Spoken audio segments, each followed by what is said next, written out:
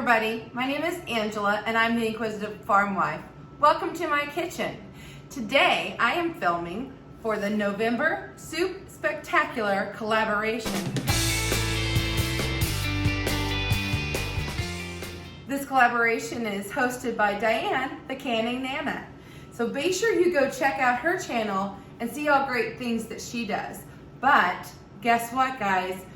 By the time you got to me, you probably already caught on that there are lots of recipes to be had this collaboration. There is at least one, if not two recipes that have been posted every day for the month of November. And I'm after Thanksgiving, and I thought I could either find a way to use leftovers, but probably you may have already seen some of those, or there may be videos like that out there. So I thought, you know what? I'm going to bring you something that is different, because you might be tired of that. So today we're going to make a sausage, potato, and sauerkraut soup. It's a new recipe for me, and maybe a new recipe for you, and we're gonna try this out together today. So let's get started. As I was reading through the recipe, it looks like you need to have your potatoes already cooked. So let's get started with that. Let me show you what I found. Ooh. Do you know what this is? I don't. I found it at the thrift store. It came with all these extra little pieces. It looked brand new. The only thing I could see wrong with it is one of the little rubber feet are missing. And I very well may have knocked that off myself. So, let's give it a try. Why not, right? Want to know why I got it? This right here. So I already have kind of a choppy tool thingy, but not this big. Can you see that? Can you see how big those squares are?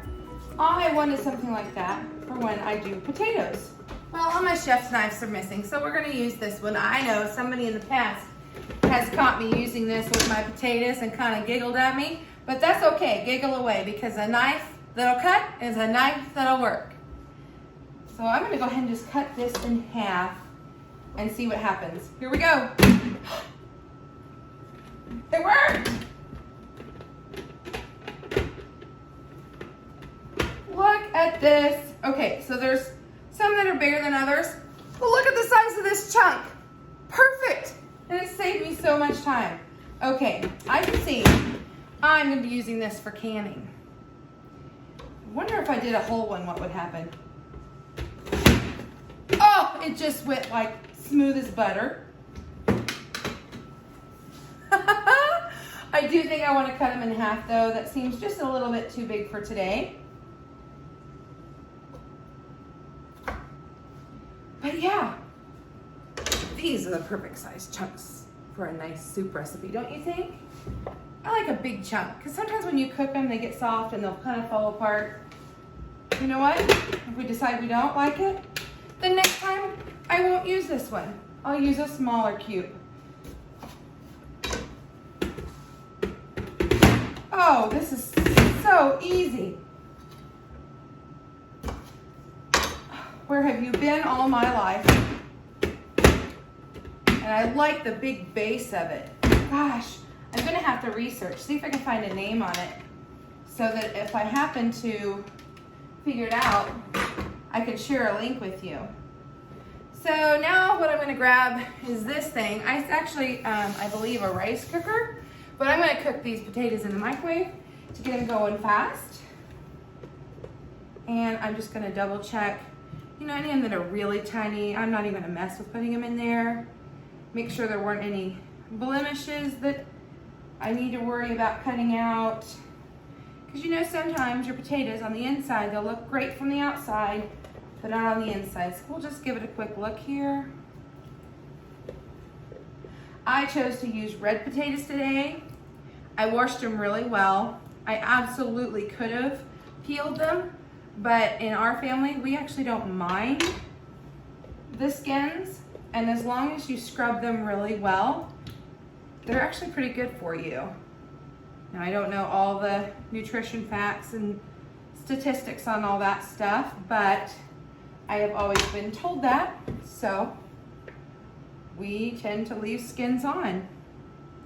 Besides, I'm using a red potato today. You could use whatever kind of potato you want. It didn't specify. It just said 1.5 cups of potatoes.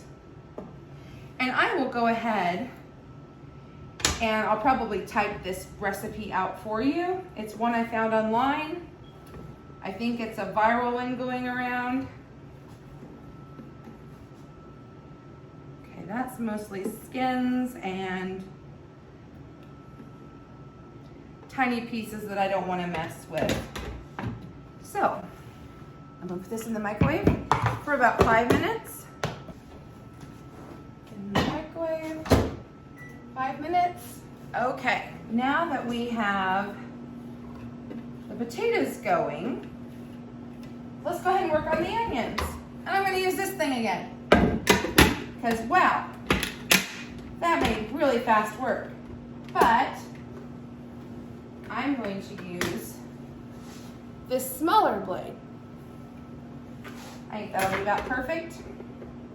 Do you guys go bargain shopping at garage sales and thrift stores and those types of things? I don't get to very often, but boy, in years past when my kids were little, I sure did. It's a great way to save on money for used kids' toys and furniture and whatever. But I have to admit, my weakness, kitchen gadgets. I just love playing with new kitchen gadgets. And sometimes when you go and you buy something secondhand like that, it might be something like this where I'd never seen it before. Okay, so I need just one medium-sized onion. Keep your peels and your scraps, put them in a Ziploc bag, put them in the freezer, and with your maybe leftover turkey carcass or bones from roast beef or whatever, you can make a delicious stock or broth. Uh-oh. That didn't want to go as much. Oh, got it. There's a little button here that says push. I think it must just clean out that blade.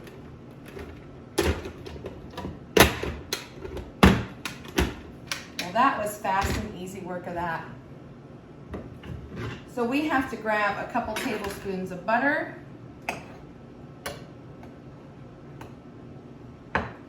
And we're going to head over to the stove. Let's be generous. And I'll meet you at the stove and we'll get this soup base started. Okay, well you can probably hear the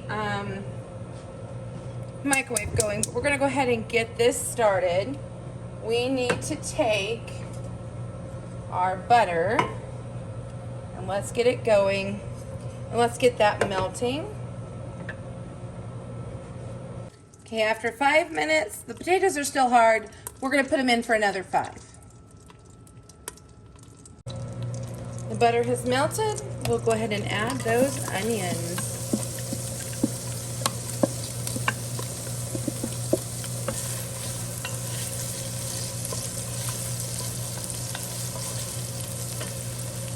We're gonna let those just go ahead and cook for just a little bit.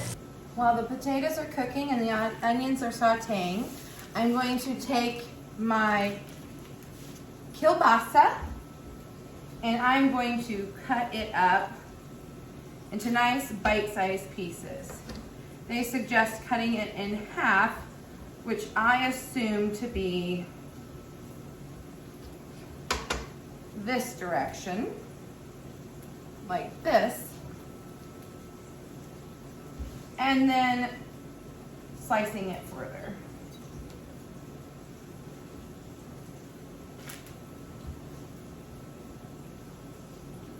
Today, if you can see in the background, it's kind of a dreary day. It's a good day for a soup.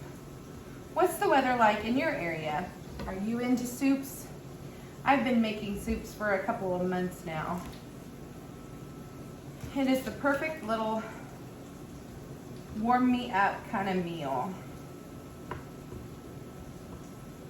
My family is getting better about liking soup. We are starting to broaden our horizons, and I'm excited to give this a try. And I actually cut it more than I probably would have had to, but we kind of like our meat in little pieces so that you are able to get a little bit with each bite. Sometimes if you cut your things up too big, then you only get a couple pieces in your bowl, and nobody wants that. We like a hearty soup, so it's got to have lots of meat. Just realized my cabinet door was open back there. You got to see all my secrets. Oh, we almost waited too late. That's okay. This is going to give it extra flavor. All those brown bits, we just got to make sure we get them back up.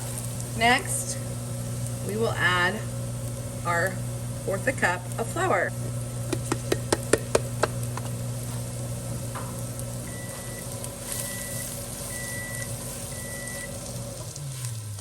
There goes the microwave. I just need to get this nice and thick. We want to cook this flour just a little bit.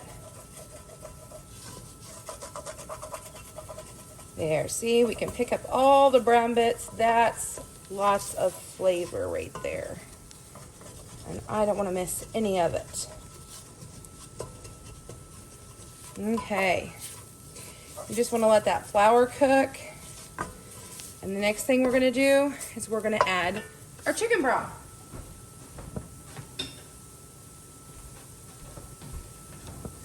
This is my homemade chicken broth.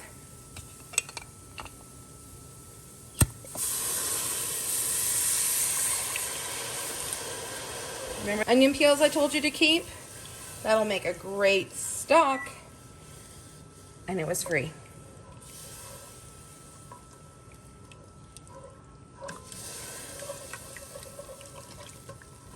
This will help bring up those brown bits.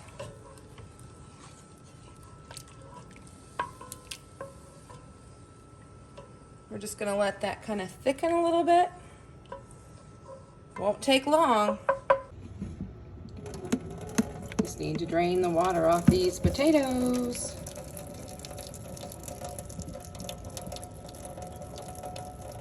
I need to get some milk. I have farm fresh cow's milk. This is from yesterday, so the cream has separated. So I want to stir it up a bit to get in here and just make sure I have that combined. And I'm going to take some milk over to the pot. All right, that is nice and thick. I'm going to go ahead and add that milk. Oh, that nice, thick, creamy Jersey milk. It's the best.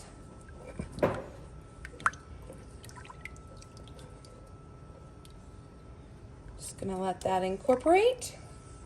Next, we add our cooked potatoes and diced kielbasa. I just need to let that simmer for about 5 minutes. We will need about a cup of sauerkraut, which would be about a half of one of these jars. I have made my own sauerkraut. If you'd like more information on that, I will try to post a iCard so that you can get that information and watch that video. Add this to the soup.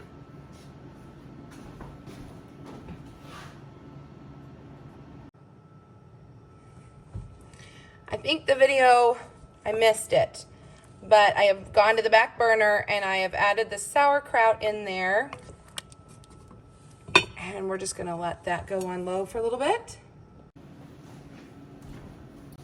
And then the last thing we really have to do is the cheese. And this is some of my homemade cheddar. And it calls for about a cup. I'm just going, it's a very aged cheddar. It's actually about a year aged. I wanted a little tartar. And for this recipe, it is a very tart soup. So I thought this aged cheddar would go well. So instead of measuring it out, let's just go ahead and put it right in the bowl. I'm not one to measure.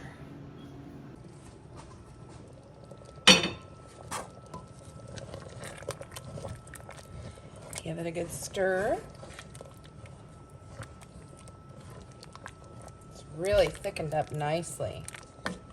And we'll start grating in that cheese.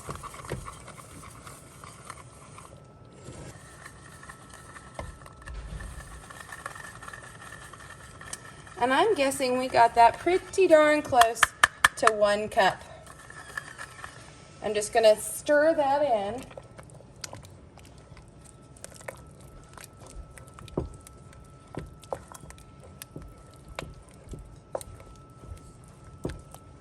Let that melt just a minute.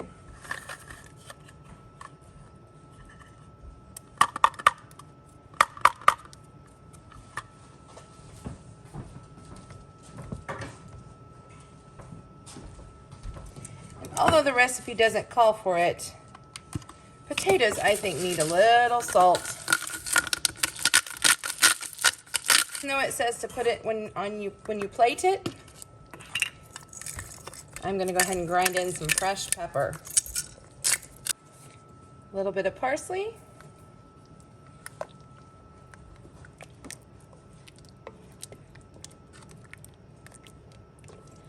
And I think it's ready. Let's grab a bowl.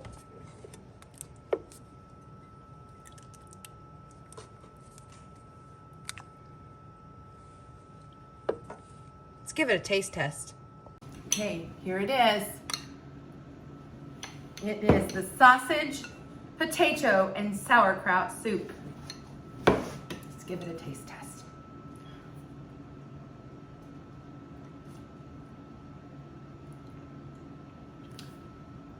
Wow, I didn't quite know what to expect. This next bite, I'm gonna get a little bit of sausage and a little bit of potato with the sauerkraut. So a little bit of everything. It's really hot. When you have a little bit of all of it, it really does kind of mellow out the tang of the sauerkraut. But I will tell you that a nice crusty loaf of bread to dip it in there would be really good. And if you needed a little more sour, I've also seen another recipe that called for lemon juice in there, but I knew that would be just a little too much adventure for my family. I really hope that you enjoyed watching my video today. I hope that you've enjoyed all the videos in this collaboration. Make sure that you go and give everyone a thumbs up and check out all the new recipes that you can try. And I appreciate all of you for watching today. If you enjoy my content, please be sure to follow along and ring that notification bell so that you know every time that I go live or post a video. See you all later. Bye!